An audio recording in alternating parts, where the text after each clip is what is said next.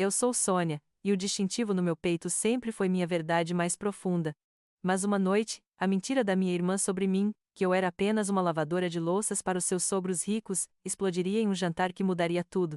Prepare-se para ouvir como o orgulho, a traição e um uniforme federal confrontaram uma fachada de luxo. Para mim, ser Sônia e ser uma policial federal são sinônimos. Não é apenas uma profissão, é a espinha dorsal da minha identidade, o norte que guia cada decisão. O peso frio do distintivo sobre o tecido do meu uniforme é um lembrete constante dos anos de sacrifício, do suor derramado em treinos exaustivos e das noites sem sono dedicadas ao estudo de leis e procedimentos. É o selo de uma promessa que fiz a mim mesma e à sociedade: servir com integridade, proteger os inocentes e fazer cumprir a justiça, sem falhas. Desde que me entendo por gente, a honestidade tem sido o pilar inabalável da minha existência. Meus pais, trabalhadores incansáveis, nos ensinaram desde cedo que a verdade, mesmo a mais dolorosa, é sempre o caminho mais honroso. Não havia atalhos para a dignidade em nossa casa, apenas o esforço genuíno e a retidão de caráter. Valores que, acreditei, Valerie, minha irmã, também carregava. Minha trajetória até aqui não foi fácil. Enquanto muitos dos meus colegas do ensino médio sonhavam com escritórios glamourosos e vidas de luxo, eu me via nas ruas, defendendo a lei. A escolha de uma carreira tão demandante e perigosa foi recebida com uma mistura de orgulho e preocupação por meus pais. Eles sabiam que eu era forte, determinada, e que nada me desviaria do meu propósito. Eu me formei em Direito, passei nos concursos mais difíceis, e finalmente, aos 30 e poucos anos, conquistei meu lugar como agente federal, em meio a um universo predominantemente masculino. Cada caso resolvido, cada vida protegida, cada criminoso levado à justiça, reforçava minha convicção de que eu estava exatamente onde deveria estar, fazendo exatamente o que nasci para fazer. É uma vida de rotinas imprevisíveis, de adrenalina pulsando nas veias, de decisões tomadas em milésimos de segundo que podem significar a diferença entre a vida e a morte. E eu amo isso. Amo a clareza moral que meu trabalho exige, a distinção nítida entre o certo e o errado, a ausência de subterfúgios. Meu mundo é construído sobre fatos, evidências e a busca incessante pela verdade. Para mim, uma mentira não é apenas uma distorção da realidade, é uma erosão da confiança, um ataque à fundação de qualquer relação humana. E quando essa mentira veio da minha própria irmã, atingindo não apenas a mim, mas desrespeitando tudo o que sou e represento, o impacto foi sísmico. É difícil imaginar algo mais contraditório do que minha verdade, encarnada em um uniforme federal, confrontando a teia de enganos tecida por Valerie para impressionar a família rica de seu marido. Eu sempre soube que Valerie valorizava a imagem e a aprovação social mais do que eu. Éramos irmãs, sim, mas com naturezas tão diferentes quanto o dia e a noite. Onde eu buscava a substância, ela buscava a superfície. Onde eu encontrava valor na honestidade crua, ela parecia flertar com a conveniência da aparência. Mas nunca, em meus piores pesadelos, eu poderia ter previsto que essa diferença nos levaria a um abismo tão profundo. Nunca imaginei que ela estaria disposta a me rebaixar, a apagar quem eu sou, para sustentar uma fachada de luxo e aceitação. O distintivo no meu peito é um símbolo inegável de quem eu sou, e naquela noite, ele seria a prova incontestável da minha verdade contra a mentira que ela escolheu contar. O jantar na mansão Harrington não seria apenas uma refeição, seria um campo de batalha para minha identidade, para a honra da minha família e, em última instância, para minha alma. Eu estava prestes a descobrir que, às vezes, as maiores batalhas não são travadas contra criminosos nas ruas, mas dentro dos círculos mais íntimos, onde a traição dói mais profundamente. Apesar do peso do distintivo e da gravidade da minha profissão, a verdade é que, antes de ser Sônia, a agente federal, eu era apenas Sônia, a irmã mais velha de Valerie. Nossas raízes, embora fincadas no mesmo solo fértil de valores e sacrifício, germinaram em direções tão opostas que a colisão era, talvez, inevitável. Crescemos em um lar simples, mas repleto de amor e princípios inegociáveis, no subúrbio de Portland. Meus pais, imigrantes batalhadores, vieram para a América em busca de uma vida melhor, e cada tijolo que ergueram na nossa pequena casa foi construído com o suor do trabalho honesto. Eles nos ensinaram que a verdadeira riqueza não estava nas posses, mas na integridade do caráter e na dignidade do trabalho. Não importa o que você faça, faça com excelência e honestidade, minha mãe sempre dizia, enquanto meu pai acrescentava, com um brilho nos olhos: a verdade é a única herança que ninguém pode tirar de você. Eu absorvi essas lições como uma esponja. Desde criança, sentia um chamado para a justiça e a ordem. Enquanto Valerie passava horas sonhando acordada, folheando revistas de moda e idealizando a vida em grandes cidades, eu estava no quintal, organizando jogos, mediando brigas entre vizinhos e defendendo os mais fracos com uma seriedade que assustava até os adultos. Valery, por outro lado, era a personificação da graça e da leveza. Mais delicada, com um sorriso fácil e um talento natural para a arte, ela sempre pareceu pertencer a um mundo de beleza e harmonia, distante da aspereza da realidade que tanto me atraía. Ela sonhava em ser notada, admirada, em viver em um cenário digno de cinema. Eu sonhava em ser útil, em fazer a diferença, em proteger esse mesmo cenário, por mais imperfeito que fosse. Nossas diferenças se acentuaram na adolescência. Enquanto eu mergulhava nos livros de direito, nas histórias de detetives em esportes que exigiam disciplina e resistência, Valery se dedicava à aparência, à vida social, aos círculos onde a imagem era moeda de troca. Ela parecia ter um radar para a ascensão social, observando como algumas de nossas colegas de escola, vindas de famílias mais abastadas, viviam e se comportavam. Eu via aquilo como um jogo superficial, ela via como um caminho para a segurança e a felicidade. Meus pais, com a sabedoria dos que viram muito na vida, tentavam nos guiar com os mesmos valores, mas sabiam que cada filha traçaria seu próprio rumo. Eles se orgulhavam da minha determinação em seguir uma carreira de serviço público, mas também nutriam uma preocupação silenciosa pela busca incessante de Valery por um lugar em um mundo que, para eles, parecia efêmero. Para mim, a escolha da Polícia Federal não foi apenas uma carreira, foi a materialização de tudo o que eu acreditava.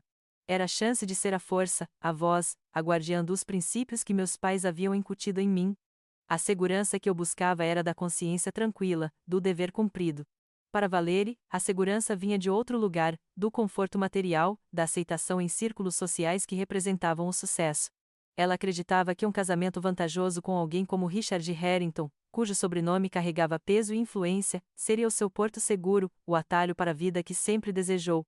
Ela via na família Harrington a realização de um sonho, um escudo contra as incertezas de um mundo que ela, em sua essência, considerava imprevisível demais para ser enfrentado sem uma base sólida de privilégio.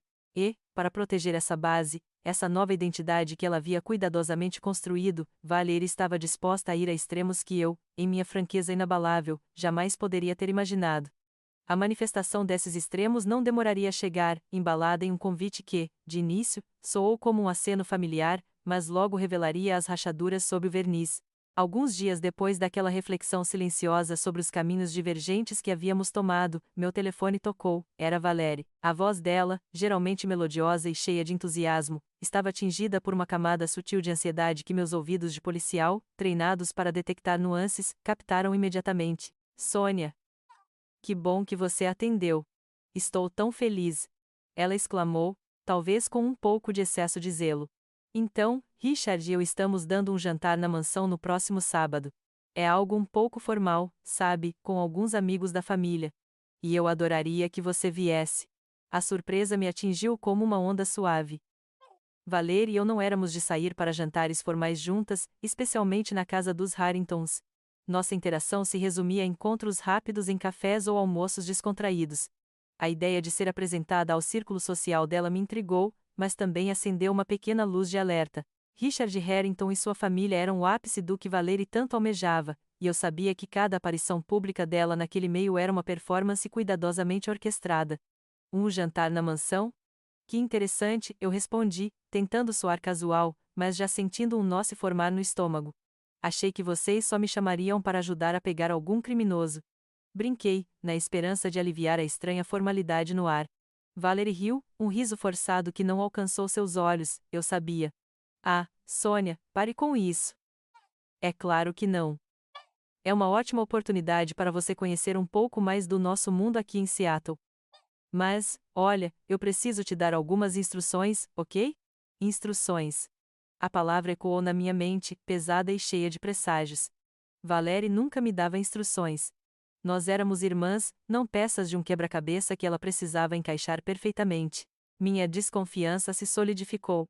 Primeiro, e isso é super importante, ela começou, sua voz baixando um tom, quase conspiratória. Vista-se, discretamente. Nada de roupas muito chamativas, nem nada que possa desviar a atenção. Sabe, algo elegante, mas que não se destaque demais.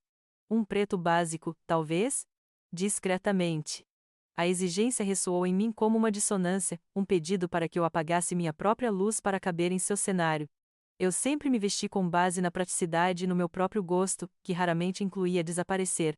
A ideia de que eu precisava diminuir minha presença para caber em seu mundo era ofensiva, mas eu a deixei continuar, meu instinto já se retesando. Segundo, ela prosseguiu, atenção palpável em sua voz. Sobre o seu trabalho. Não precisamos entrar em muitos detalhes, sabe? Apenas diga que você trabalha para o governo, ou algo assim. Eles são muito tradicionais, e, bem, não querem assustar ninguém com conversas sobre crime e coisas assim durante o jantar. Mantenha as coisas leves e superficiais, por favor. Aquela foi a linha vermelha. Não falar sobre o meu trabalho? A espinha dorsal da minha identidade? Foi um golpe direto na minha essência, uma exigência de invisibilidade profissional. Eu podia sentir o sangue fervendo nas minhas veias, enquanto a voz interior gritava. Ela estava pedindo que eu me dissolvesse, que apagasse anos de dedicação e sacrifício em nome de uma conveniência social. Valerie, que tanto se orgulhava de minhas conquistas quando éramos mais jovens, agora queria que eu me tornasse uma sombra, uma figura anônima para não perturbar a paz ilusória de seu novo lar. Flashbacks de Valerie na adolescência, quando ela costumava inventar pequenas mentiras sobre nossas origens humildes para impressionar garotos de famílias mais abastadas, inundaram minha mente. Na época, eu via como uma bobagem inocente, agora, percebi a gênese de um padrão perigoso de negação e falsidade. E, por último, Valerie acrescentou, sem me dar tempo para reagir às suas proibições.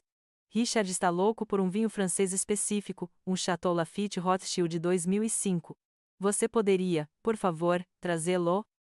É o tipo de coisa que a família Harrington realmente aprecia. Seria um gesto tão gentil da sua parte.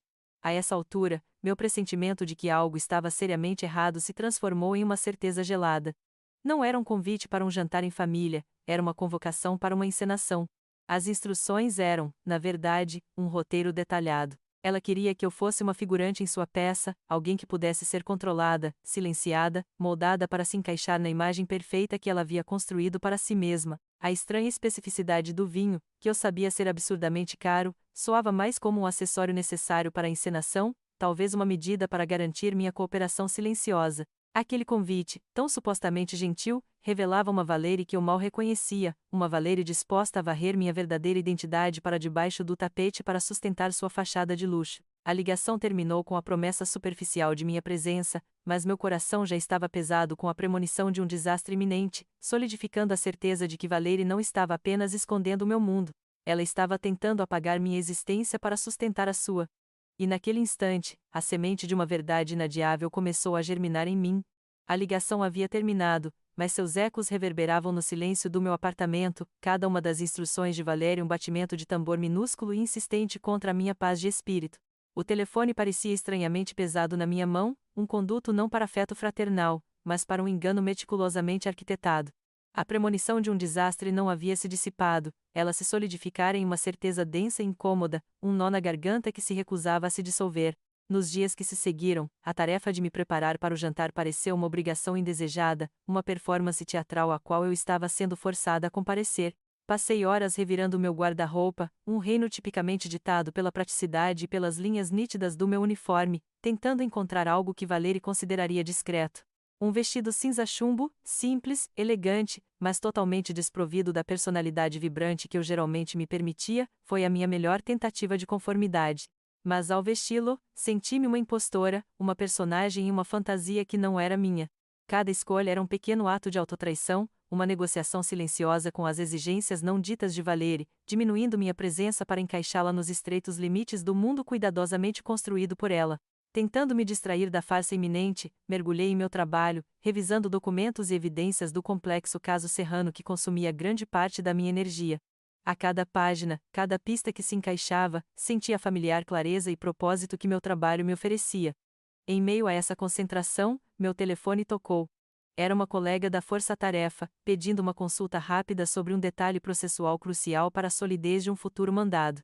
Enquanto falava, explicando a complexidade legal e as nuances da investigação, o contraste entre a seriedade do meu dia a dia e as fúteis instruções de Valerie me atingiu com força. Não fale do trabalho, ela dissera. Mas meu trabalho vezes quem eu era o fio condutor da minha existência. A ideia de reduzi-lo a trabalho para o governo soava como uma piada de mau gosto, um insulto à minha dedicação. No final da tarde, Valerie ligou novamente. Sua voz estava ainda mais tensa, a ansiedade mal disfarçada. Sônia, você já comprou o vinho? E o vestido? Por favor, prometa-me que será discreta. É muito importante para mim. Para nós. Meus sogros são muito tradicionais, e eu só quero que tudo corra bem. A insistência dela era irritante, quase desesperada.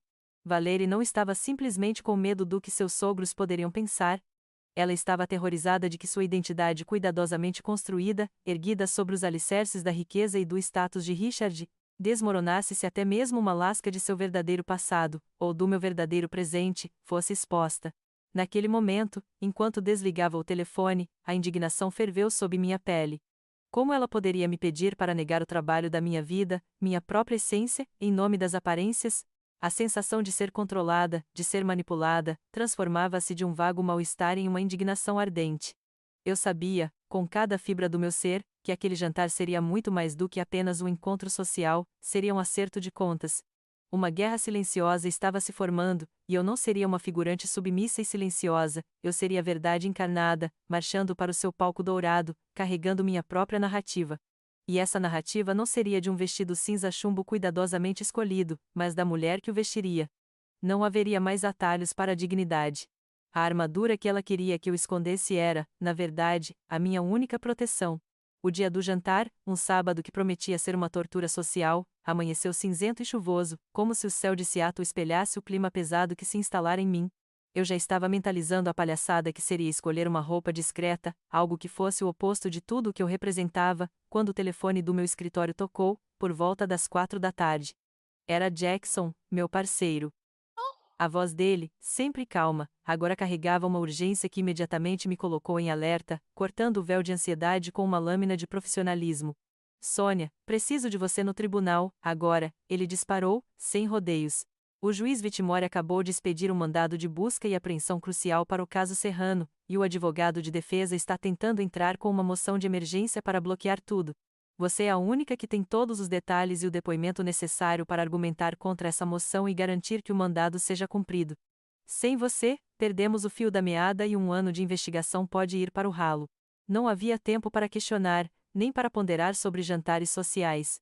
Era a voz do meu dever, um chamado que eu sempre priorizei acima de qualquer coisa. Eu estava no meio de uma pilha de papelada no escritório, ainda em meu uniforme de serviço, a calça tática, a camisa azul marinho impecável, o colete balístico leve sob o paletó e, claro, o coldre com minha pistola Glock 17 firmemente presa ao cinto. Naquele momento, a ideia de voltar para casa, trocar de roupa e tentar me adequar às expectativas ridículas de Valerie para o jantar dos Harrington pareceu uma piada cruel, uma ironia tão ácida que quase me fez rir. O tribunal ficava a uma boa distância da minha casa, no lado oposto da cidade, mas, por sorte ou azar, a poucos minutos da mansão Harrington. A logística não batia com a possibilidade de uma troca de roupa. Respirei fundo, a adrenalina começando a correr, substituindo a irritação com Valerie por uma concentração afiada. Estou a caminho, Jackson, eu disse, desligando o telefone com um clique seco. Olhei para o meu reflexo na janela embaçada do escritório. O uniforme não era apenas tecido e emblemas, era uma armadura, um manifesto. Ele era a representação tangível de quem eu era, de cada princípio que eu defendia. As instruções de Valerie, vista-se discretamente, não fale do trabalho, ecoaram na minha mente, mas perderam qualquer poder de me intimidar. Diante da urgência do meu dever, da seriedade da justiça, as futilidades do mundo de Valerie se desvaneceram, perdendo o brilho artificial. Não havia escolha. Eu não poderia me despir de quem eu era. O uniforme era minha pele profissional, minha identidade inegociável. Era minha bandeira, minha promessa, minha coragem. Ele falava por mim, contava a história dos meus sacrifícios, das minhas vitórias, das minhas convicções. E a arma, fria e pesada no meu coldre, não era um acessório, mas uma ferramenta, um símbolo da responsabilidade que carregava, da vida que eu estava disposta a defender e, se necessário, tirar, em nome da lei. De repente, a premonição do desastre no jantar ganhou um novo contorno. Se Valerie queria uma encenação, ela teria uma. Mas eu não seria uma figurante submissa e silenciosa, eu seria a verdade encarnada, marchando para o seu palco dourado, carregando minha própria narrativa, com ou sem a aprovação dela. Aquele uniforme, que em qualquer outra circunstância seria apenas um traje de trabalho, estava prestes a se tornar o protagonista de uma revelação, um símbolo inegável que não poderia ser varrido para debaixo do tapete. Eu dirigiria diretamente do tribunal para a boca do lobo, sem tempo para disfarces, levando comigo tudo o que Valerie havia tentado desesperadamente esconder. A viagem do tribunal para a mansão dos Harrington foi curta em tempo, mas longa em significado. Cada curva na estrada molhada de Seattle parecia me levar mais fundo em um território que não era o meu. As casas opulentas se sucediam, imponentes e silenciosas em sua grandiosidade, até que o portão de ferro forjado da propriedade dos Harrington surgiu, iluminado por lâmpadas discretas. Ao anunciar minha chegada pelo interfone, senti um arrepio. Não era nervosismo, mas a estranha sensação de que estava cruzando uma fronteira, levando minha realidade crua para um palco de ilusões. Um mordomo impecável, James, abriu o portão e me dirigiu até a entrada principal. A mansão se erguia à minha frente, uma fortaleza de pedra e vidro que exalava riqueza. Os carros luxuosos já estacionados na imensa garagem eram testemunhas silenciosas do calibre dos convidados de Valerie. Eu estacionei meu alugado, um sedã simples, ao lado de um Bentley reluzente e um Porsche último modelo. Minhas botas de serviço pisaram na brita do caminho de entrada, e o frio metálico da minha Glock 17, escondida sob o paletó do uniforme, era um contraponto gritante ao brilho das lustres que vislumbrava pelas janelas. O uniforme, em sua formalidade funcional, agora parecia um desafio, uma declaração involuntária de que eu não pertenceria ali, não nos termos de Valerie. O mordomo abriu a porta maciça de carvalho. O cheiro de flores frescas e comida sofisticada invadiu minhas narinas, misturando-se à atmosfera abafada de luxo. A sala de estar, ricamente decorada com arte antiga e móveis de veludo, estava repleta de convidados elegantemente vestidos. Risadas contidas e conversas murmuradas ecoavam em um ambiente que parecia cuidadosamente calibrado para a perfeição. Foi então que Valerie apareceu, vindo de um corredor lateral, com seu vestido de seda azul marinho que valorizava sua figura esguia e um sorriso que tentava ser caloroso, mas que se desfez no instante em que seus olhos encontraram o meu uniforme. O pânico em seu rosto foi imediato e avassalador. Seus olhos, que momentos antes brilhavam com a luz dos lustres, arregalaram-se em terror. Seu sorriso se contraiu em uma careta de incredulidade e, por um microsegundo, vi a raiva brilhar antes de ser suplantada por um desespero quase cômico. Ela deu um pequeno gaspe audível, como se tivesse levado um soco no estômago, e levou a mão à boca, um gesto que não passou despercebido por alguns convidados próximos. Sônia. Oh. O quê? O que você está fazendo? Ela sussurrou, a voz estrangulada, avançando para mim com uma urgência quase agressiva, como se pudesse me puxar para dentro de alguma dimensão oculta onde eu poderia trocar de roupa. Seus olhos vasculhavam freneticamente o meu uniforme, detendo-se no distintivo no meu peito, depois no coldre discretamente, mas inegavelmente, visível. Eu te disse para se vestir. Discretamente. Eu a encarei com uma calma glacial, o que só pareceu aumentar seu pânico. Houve uma emergência no tribunal, Valerie. Eu vim direto de lá, respondi, minha voz clara e firme, ignorando completamente sua tentativa desesperada de controle. Não tive tempo de trocar de roupa. Antes que Valerie pudesse sequer formular uma nova desculpa ou tentativa de me arrastar para longe, as vozes de Charles e Eleanor Harrington, seus sogros, se fizeram ouvir, vindo em nossa direção. Eleanor, impecável em um taior de seda preta e um colar de pérolas que parecia pesar uma fortuna, parecia a personificação da elegância fria. Charles, com seu terno cinza chumbo e um porte autoritário, mas com olhos surpreendentemente penetrantes, era o tipo de homem que comandava um ambiente sem precisar levantar a voz. Valerie, querida, quem é a nossa convidada? Eleanor perguntou, seu olhar passando por mim, demorando-se em meu uniforme com uma mistura de curiosidade polida e um leve franzir de senho que denotava desaprovação. O olhar dela pairou no distintivo por um instante a mais. Charles, mais direto, já estava analisando a cena, sua expressão um misto de surpresa e um interesse calculista. Valerie empalideceu ainda mais, seu rosto agora uma máscara de puro constrangimento. Ela tentou uma risada nervosa que saiu mais como um guincho. Ah, mãe, pai. Esta é minha irmã, Sônia. Ela acabou de chegar, teve um dia de trabalho muito longo e não conseguiu se trocar a tempo. Sua voz tremia, e ela gesticulava de forma exagerada, como se tentasse, por gestos, cobrir meu uniforme com um manto de invisibilidade. Eu, por outro lado, estendi a mão para Charles e Eleanor, mantendo meu olhar firme e profissional. Boa noite, senhor e senhora Harrington. É um prazer conhecê-los. Sou Sônia. A formalidade da minha saudação e a visibilidade do meu uniforme, que Valerie tentava desesperadamente varrer para debaixo do tapete, criaram uma tensão quase palpável no ar. A cena era absurda, quase cômica, se não fosse pela gravidade da traição que ela representava. O salão de luxo, os convidados sofisticados e as expectativas cuidadosamente construídas por Valerie, agora confrontavam a realidade nua e crua da minha presença, uniformizada, armada e, acima de tudo, verdadeira. O jogo de aparências de Valerie estava prestes a ruir, e eu era a peça inesperada que o faria desmoronar. O sorriso forçado de Valerie desmoronou completamente enquanto ela me conduzia desajeitadamente pela sala de estar.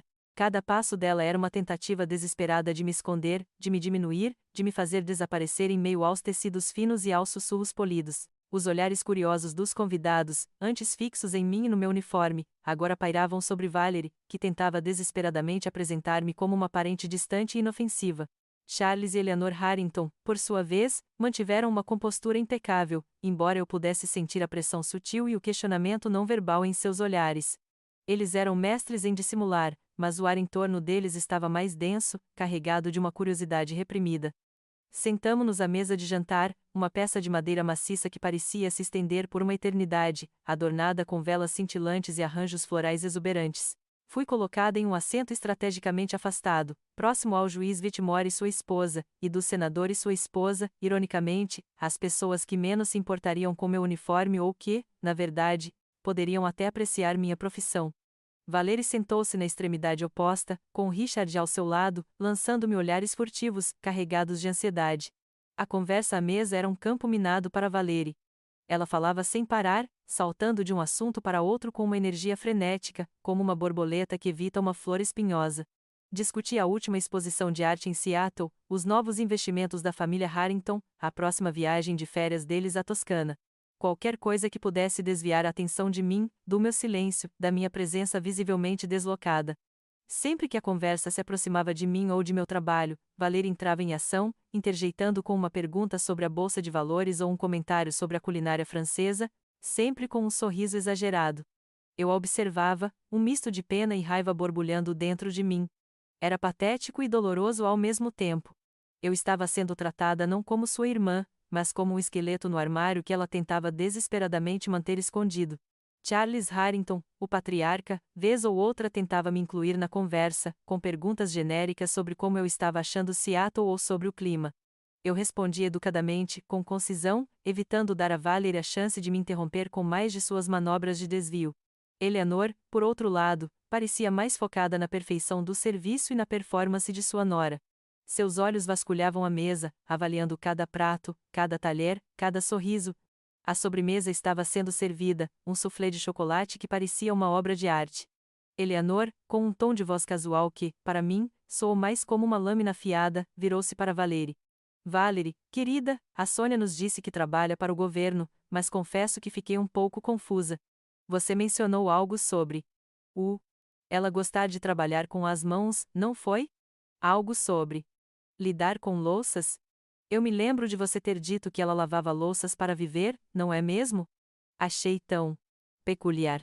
O som das palavras, lavava louças para viver, pairou no ar, um eco distorcido que me atingiu com a força de um choque gelado.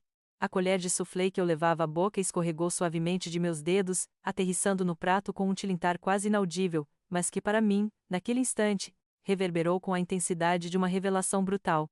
Não era apenas uma mentira sobre meu trabalho, era uma distorção perversa, uma tentativa de apagar quem eu sou, substituindo minha identidade por algo tão aviltante e deliberadamente humilhante. Valerie não só me diminuiu, ela me desonrou completamente, cuspindo nos valores de trabalho e honestidade que meus pais, com tanto sacrifício, nos incutiram desde a infância.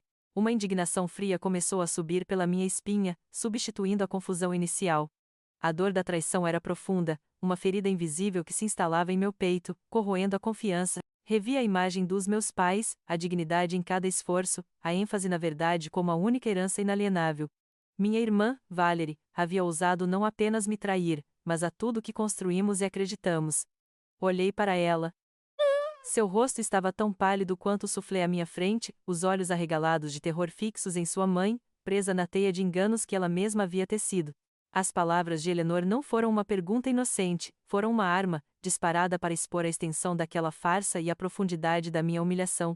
Meu distintivo, que antes eu sentira como uma armadura protetora, agora pulsava sob meu paletó com uma exigência muda, um lembrete vívido da verdade que havia sido tão brutalmente deturpada. A raiva silenciosa, controlada, crescia dentro de mim a cada segundo, transformando-se em uma resolução inabalável. As mãos, antes relaxadas, cerraram-se em punhos discretos sob a mesa. Eu estava no palco dourado de Valéry, mas não seria uma figurante submissa, eu seria a personificação de uma verdade inconveniente, uma força imparável prestes a explodir. O silêncio que se seguiu à fala de Eleanor não durou muito. Charles Harrington, com a voz grave e medida que indicava que ele não se contentaria com superficialidades, pigarreou, quebrando a tensão sufocante. Ele virou-se para mim, os olhos penetrantes fixos nos meus, uma mistura de curiosidade genuína e uma pontada de julgamento velado. Senhorita Sônia! Ele começou, a formalidade adicionando um peso extra às suas palavras, fazendo-me sentir como se estivesse sob um microscópio. Minha esposa mencionou algo intrigante sobre sua profissão. Lavadora de louças, não é? Um trabalho, devo dizer, bastante atípico para alguém que se apresenta como agente do governo. Poderia, por gentileza, esclarecer isso para nós? As palavras de Charles foram um gatilho. O sangue que antes fervia em minhas veias, agora pulsava com uma força brutal em minhas têmporas. O pânico de Valéry, visível em seus olhos arregalados de horror, não me atingia mais com pena, mas com um desprezo frio. Era o momento da verdade, não apenas para ela, mas para mim. Mentir? Para proteger uma fachada construída sobre a minha humilhação? Para negar tudo o que sou, tudo o que meus pais me ensinaram. A ideia era um veneno, mais corrosivo do que a mentira de Valéry em si. Em uma fração de segundo, toda a minha vida passou diante dos meus olhos, as noites estudando, o treinamento exaustivo, o juramento de servir e proteger. O suor dos meus pais em sua busca por dignidade, a frase de minha mãe ecoando em minha mente: a verdade é a única herança que ninguém pode tirar de você. Valéry havia tentado roubar essa herança, não apenas de mim, mas de toda a nossa família. A lealdade à irmã lutou contra a integridade pessoal, mas era uma batalha rápida e desigual. A lealdade que ela esperava era uma armadilha, uma prisão onde eu deveria sufocar minha própria identidade para que ela pudesse respirar livremente na sua bolha de mentiras. Senti o peso familiar do meu distintivo sob o paletó, um lembrete físico e inegável da minha verdade. Ele queimava, não de vergonha, mas de uma fúria justa, exigindo ser honrado. Meu uniforme, que Valéry tanto detestava, era agora minha armadura, minha bandeira. Não havia atalhos para a dignidade, nem espaço para subterfúgios. Eu era uma policial federal, uma guardiã da lei, uma mulher que construiu sua vida sobre a verdade. Negar isso, agora, seria uma traição a mim mesma, muito pior do que a traição que acabara de sofrer. Seria permitir que a mentira vencesse, que a superficialidade triunfasse sobre a substância. Meu olhar fixou-se em Charles Harrington, passando rapidamente por Eleanor, cuja expressão era uma mistura de triunfo e antecipação, e então para Valéry, que parecia ter parado de respirar, o rosto totalmente branco. O pavor nos olhos dela era palpável, mas já não me comovia. Havia um ponto de inflexão na vida de cada pessoa, um momento em que a decisão de ser fiel a si mesmo se torna mais importante do que qualquer outra coisa. Este era o meu momento. Este era o meu palco, e não o de Valéry. Não haveria mais silêncio. Não haveria mais submissão. Minha decisão, forjada no fogo da traição e na solidez dos meus princípios, era inegociável. Eu podia sentir a energia da sala se condensar em torno de mim, cada olhar, cada expectativa pairando como uma nuvem. Endireitei a postura, senti o peso do distintivo e da arma contra meu corpo, cada um deles um símbolo da verdade que estava prestes a ser proferida. Respirei fundo, o ar fresco, mesmo em meio ao calor abafado da sala de jantar. Era hora de falar. Era hora de lutar, não com violência, mas com a única arma que eu possuía e valorizava acima de tudo, a verdade. Eu estava pronta para as consequências, pronta para o furacão que sabia que minhas palavras desencadeariam. Valéry havia cavado sua própria cova, e eu não pularia nela com ela. Em vez disso, eu a iluminaria, com a força inabalável da minha própria luz. Senti a energia da sala se condensar, cada olhar pesando sobre mim. Respirei fundo, a raiva justa me impulsionando, e me levantei. A cadeira raspou no chão de mármore com um som nítido que cortou o silêncio, atraindo ainda mais a atenção de todos. Eu estava no palco de Valéry, mas as luzes eram minhas agora. Minha voz, apesar do turbilhão interno, soou clara e firme, carregada de uma dignidade que não daria margem a dúvidas. Senhor Harrington, comecei, encarando-o diretamente, e depois varrendo os olhos por todos os presentes, com todo o respeito, não sou lavadora de louças. Fiz uma breve pausa, permitindo que a declaração se estabelecesse no ar rarefeito. Eu sou Sônia. E sou uma agente da Polícia Federal do Estado de Washington, em tempo integral. O distintivo que Valéry tanto detestava, e que agora eu exibia com um orgulho que nunca senti tão intensamente, brilhou sob as luzes opulentas do candelabro.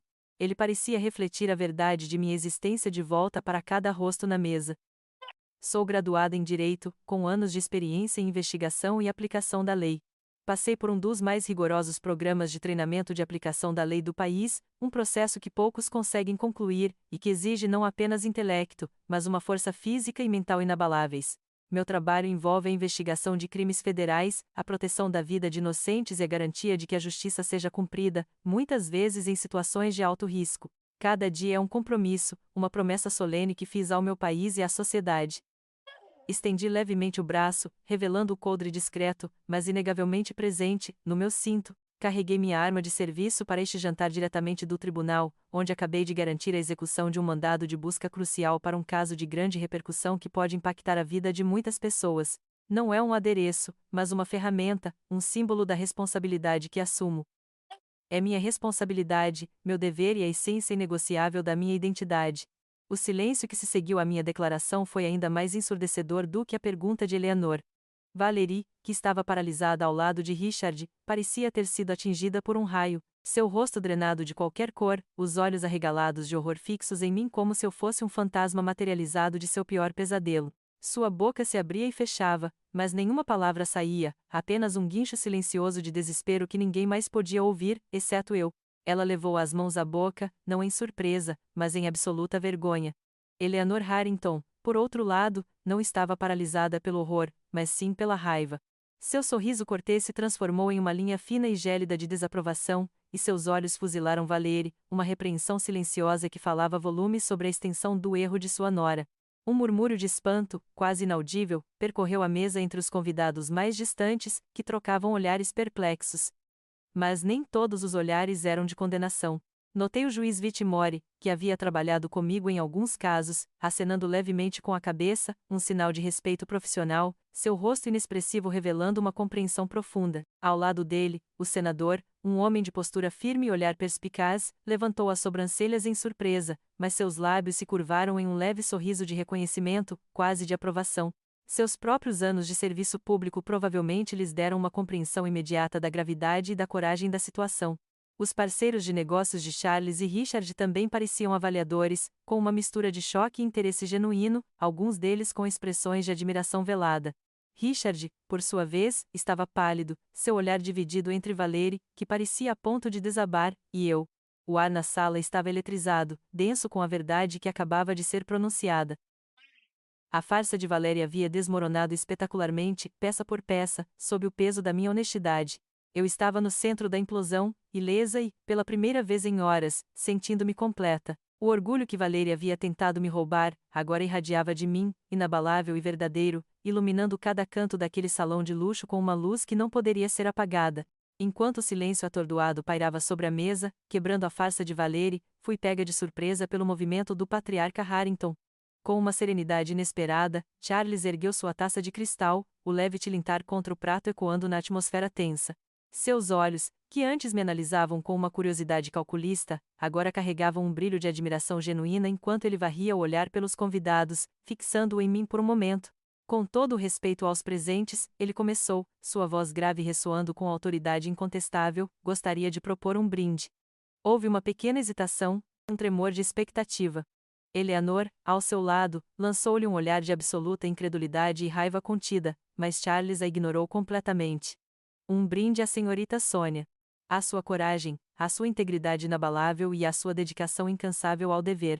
Em um mundo onde a verdade é muitas vezes conveniente, é raro e admirável encontrar alguém que a defenda com tanta paixão e honestidade. Ergo esta taça a você, Sônia. Que sua verdade continue a inspirar. E então, para o choque completo de todos, ele bebeu um gole, seu olhar ainda firmemente sobre mim. O som do cristal de Charles ao tocar a mesa novamente ressoou como um sino fúnebre para o mundo cuidadosamente construído de Valerie. Seu rosto, há instantes pintado com o verniz do controle, drenou visivelmente de cor, uma palidez doentia substituindo o rubor sutil de seu orgulho. Suas mãos, adornadas com anéis cintilantes, cerraram-se em punhos trêmulos sob a mesa, os ombros encolhidos como se tentasse desaparecer sob o olhar incisivo da exposição. Era uma rendição completa à vergonha, uma visão tão crua que quase me fez desviar o olhar. A validação inequívoca de Charles, o patriarca que ela buscara desesperadamente impressionar, não era apenas uma afirmação da minha integridade, era um veredicto público, uma condenação de sua farsa. Parecia que a intrincada tapeçaria de mentiras que ela tecera ao seu redor não apenas desfiara, mas fora violentamente rasgada, revelando os fios crus e humilhantes por baixo.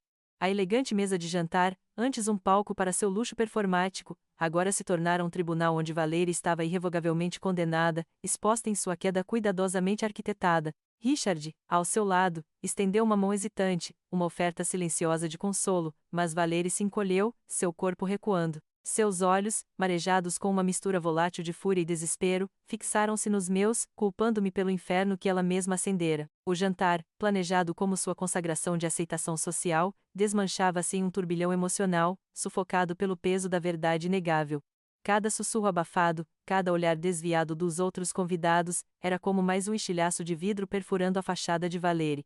Para mim, no entanto, era uma confirmação silenciosa e potente. Eu permanecera inabalável sobre o alicerce da minha verdade, e ele resistira.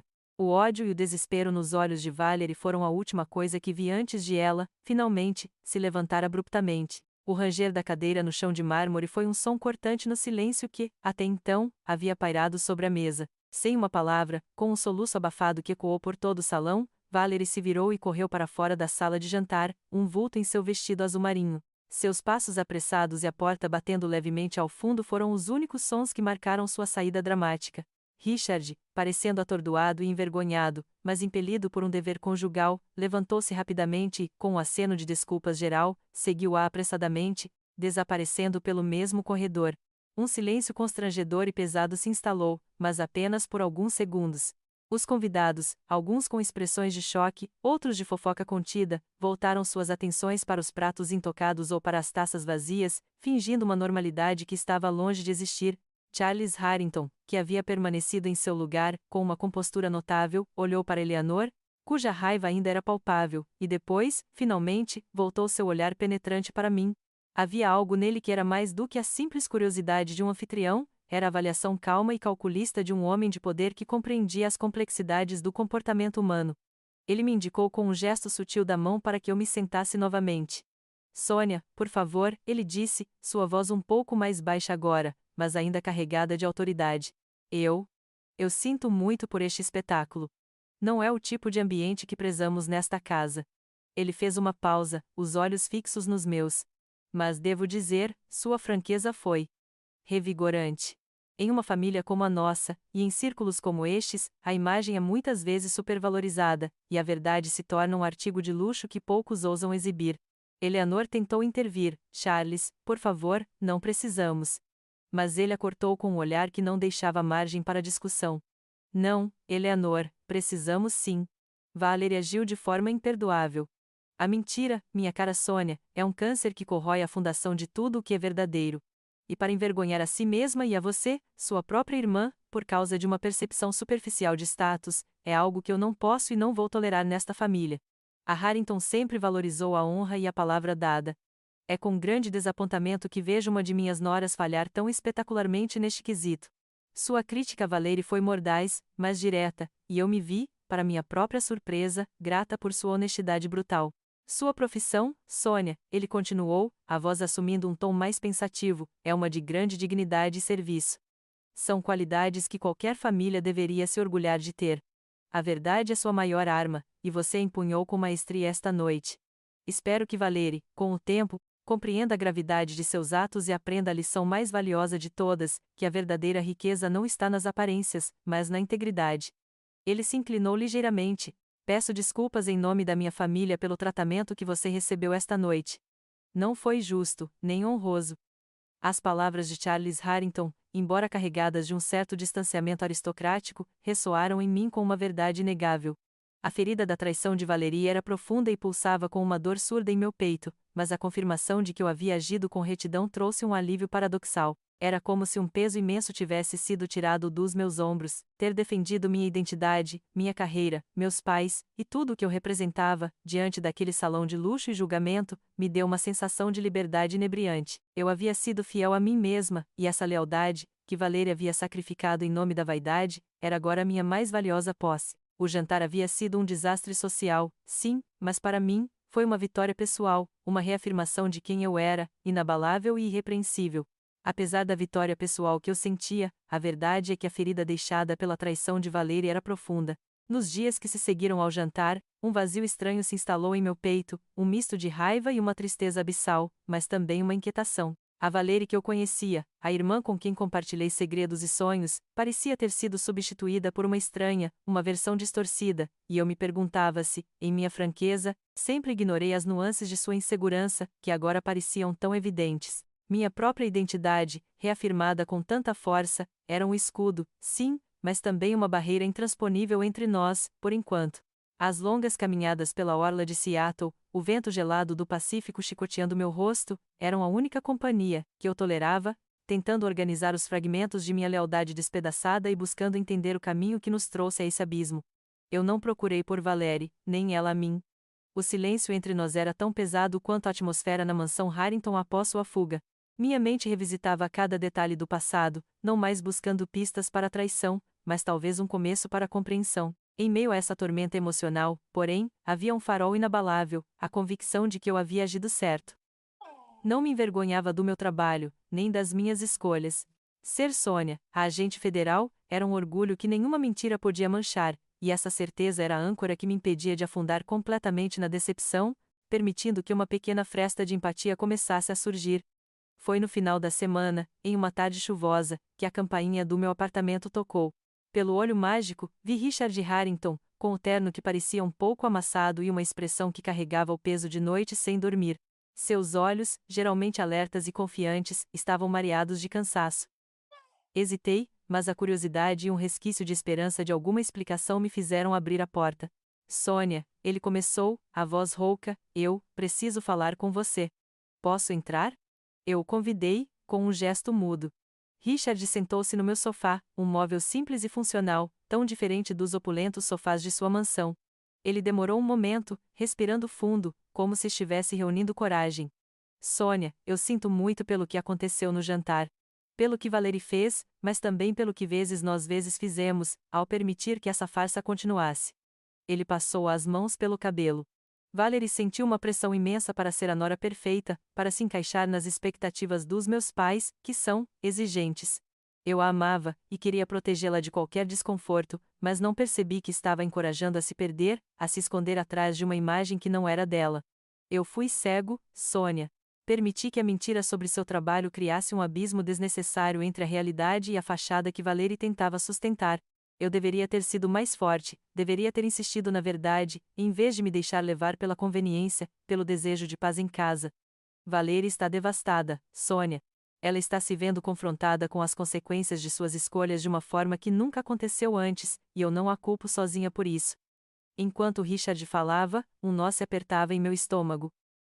Eu não o perdoava por sua passividade, mas podia ver a sinceridade em sua dor e a honestidade em sua própria cegueira confessada. Ele finalmente estava enxergando a extensão da teia que haviam tecido, e isso, por si só, era um avanço.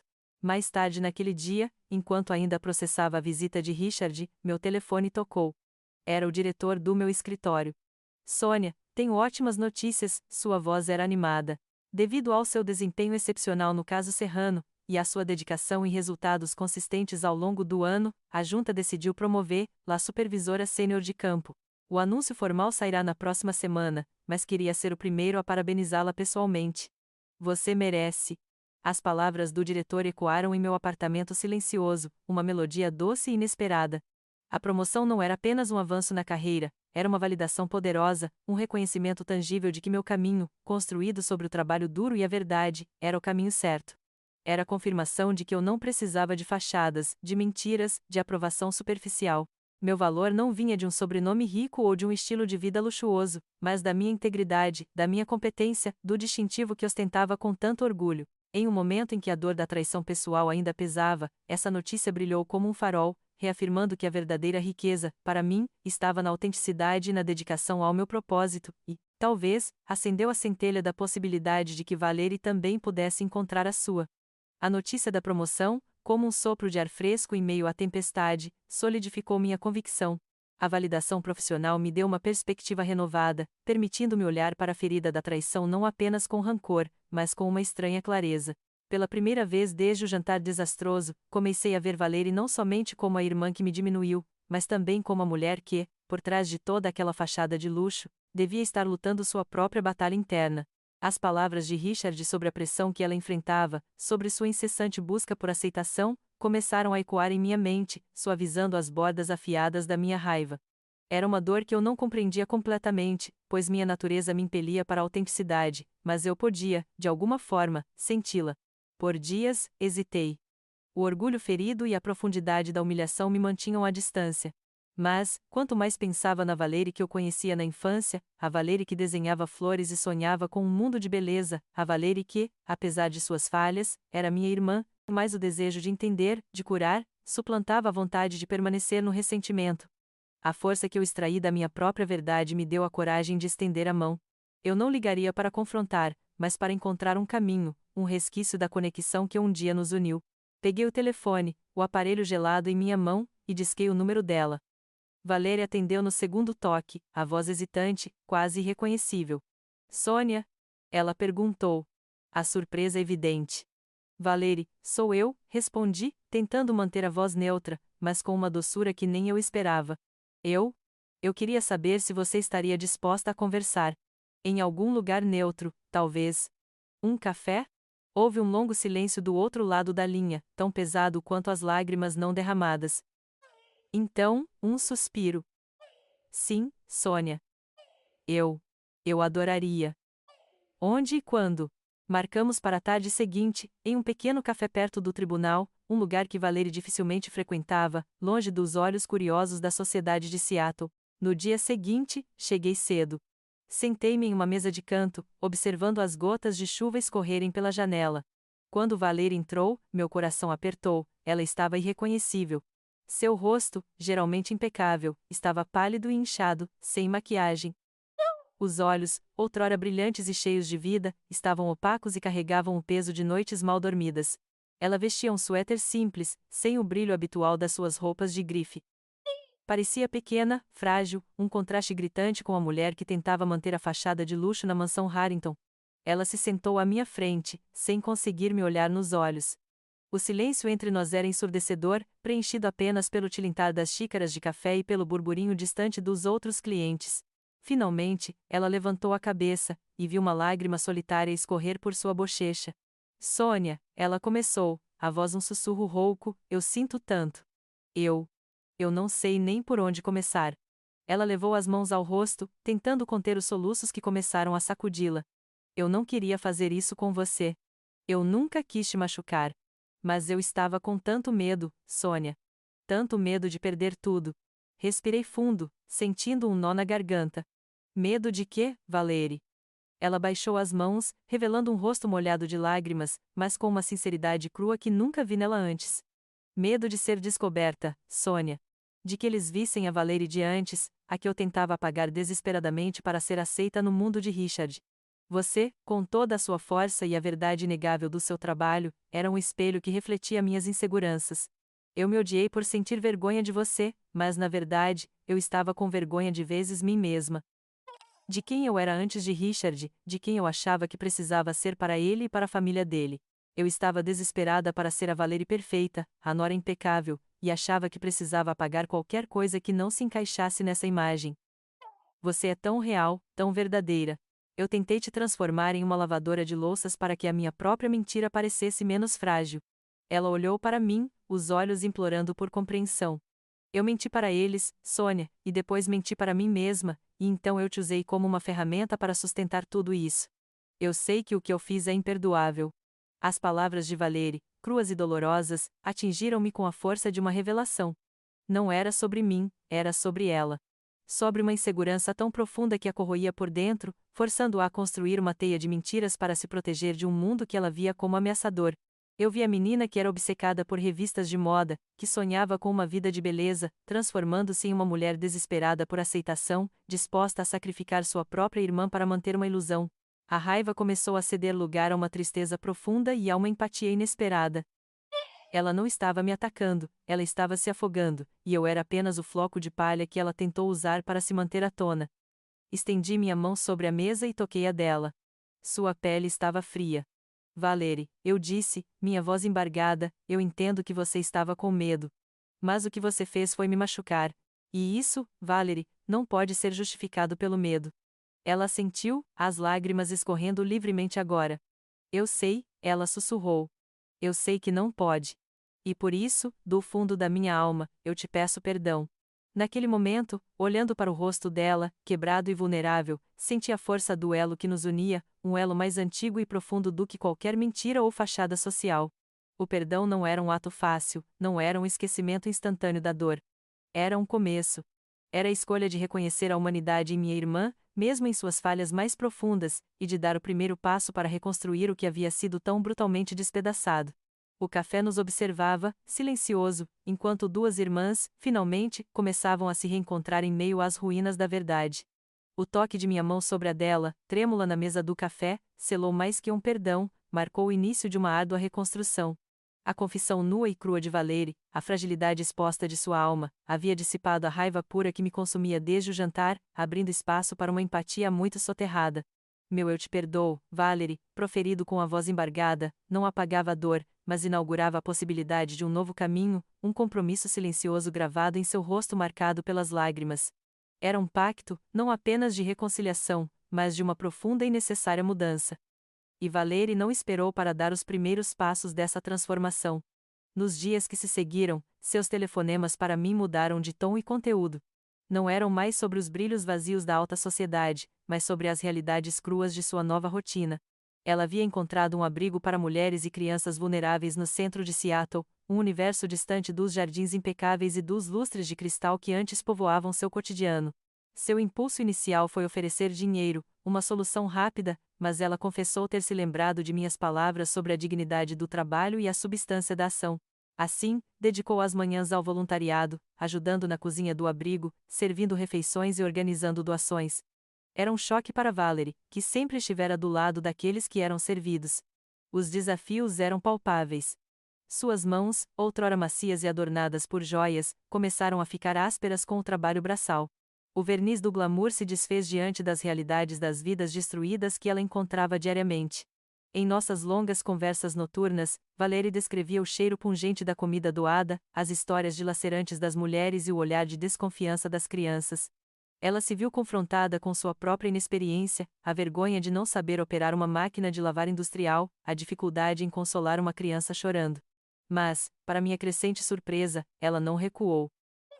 Em cada relato, sua voz, antes preocupada com a superfície, agora carregava o peso da compaixão e da frustração genuína em não conseguir fazer mais. Ela estava, de fato, se sujando não apenas fisicamente, mas mergulhando na complexa e desafiadora realidade humana que por tanto tempo evitou. Para minha surpresa e, devo admitir, alívio, Richard não apenas observava, ele se tornou um apoio ativo. Sua visita ao meu apartamento pareceu tê-lo despertado de um sono prolongado de complacência. Ele a levava e buscava no abrigo, por vezes esperando por horas no carro, ouvindo pacientemente suas histórias ao final do dia. Mais do que isso, ele começou a mobilizar sua própria influência e recursos, organizando doações significativas através de seus contatos de negócios, agindo de forma discreta, mas eficaz. Ele confessou que sua cegueira havia sido um reflexo de sua própria superficialidade, e que ver Valery confrontar suas inseguranças o inspirava a uma reavaliação de seus próprios valores. A restauração de nossa irmandade se desenrolava em pequenos gestos, longe dos holofotes. Não foram grandes discursos ou desculpas repetidas que a pavimentaram, mas a constância das chamadas diárias, onde Valery compartilhava seus medos e suas pequenas vitórias no abrigo. Minhas perguntas genuínas sobre o trabalho dela e nossos almoços ocasionais em cafeterias simples, locais que ela antes jamais consideraria, tornaram-se o solo fértil para uma honestidade sem máscaras. Valery estava aprendendo a abraçar a vulnerabilidade, a expressar suas lutas com uma franqueza que eu nunca vira nela. E eu, por minha vez, aprendi a ouvir com um coração mais aberto, a enxergar a mulher complexa e imperfeita por trás da fachada que ela havia construído. Um respeito mútuo, silencioso e profundo, começou a florescer entre nós. Ela admirava minha força e minha inabalável autenticidade, eu, a coragem que ela demonstrava ao desmantelar uma vida de aparências para construir uma existência baseada na verdade. Não éramos mais a Sônia e Valery que competiam ou se escondiam. Éramos duas irmãs que, após a dolorosa colisão de nossos mundos, estavam aprendendo a caminhar lado a lado. Aceitávamos e até celebrávamos nossas diferenças, agora unidas por uma compreensão mais profunda e uma verdade reconstruída, mais forte e resiliente do que nunca. A reconstrução da ponte entre Valery e eu, tijolo por tijolo de honestidade e empatia, era um processo silencioso e profundo. Mas, surpreendentemente, outras pontes, inesperadas e igualmente significativas, começaram a se erguer no meu horizonte. Uma delas, e talvez a mais surpreendente, foi com Charles Harrington. Para um homem de seu calibre, a admiração pela autenticidade superava qualquer convenção social. Alguns dias após aquele jantar explosivo, recebi um convite formal para um evento de caridade no Clube da Alta Sociedade de Seattle. No canto inferior, uma pequena anotação à mão, com a caligrafia elegante de Charles: Sônia, sua presença e sua verdade seriam uma honra para nós. Por favor, venha como você é, em seu uniforme. A princípio, hesitei. O evento era ainda mais formal que o jantar, um mar de ternos caros e vestidos de alta costura, mas a sinceridade na nota de Charles era palpável. Ele não estava me pedindo para me encaixar, estava me convidando a ser eu mesma, em um ambiente que antes me rejeitaria. E foi assim que me vi, mais uma vez, em meu uniforme federal completo, caminhando pelos salões que antes pareciam inatingíveis. Desta vez, porém, não havia pânico nos olhos de minha irmã, nem o olhar de desaprovação dos Harrington. Charles Harrington me apresentou aos seus amigos, a políticos e empresários influentes, com um orgulho que me pegou desprevenida. Esta é Sônia, a agente federal de quem lhes falei. Uma mulher de coragem e integridade inabalável, ele dizia, e os acenos de cabeça, os apertos de mão firmes, eram de respeito genuíno. Ele se tornou uma espécie de mentor para mim, não em questões de carreira, mas em como navegar em mundos que eu nunca imaginei pertencer, sempre me encorajando a manter minha verdade como meu maior trunfo. A aceitação de Eleanor Harrington, no entanto, foi um processo mais lento e sutil. Ela nunca se tornou calorosa, mas a hostilidade em seus olhos foi gradualmente substituída por uma aceitação relutante. Em um dos eventos para os quais Charles me convidou, Eleanor se aproximou de mim, surpreendentemente. Senhorita Sônia, ela disse, sua voz ainda formal, mas sem o tom gélido de antes, fico feliz que Valerie esteja encontrando um propósito em seu trabalho voluntário.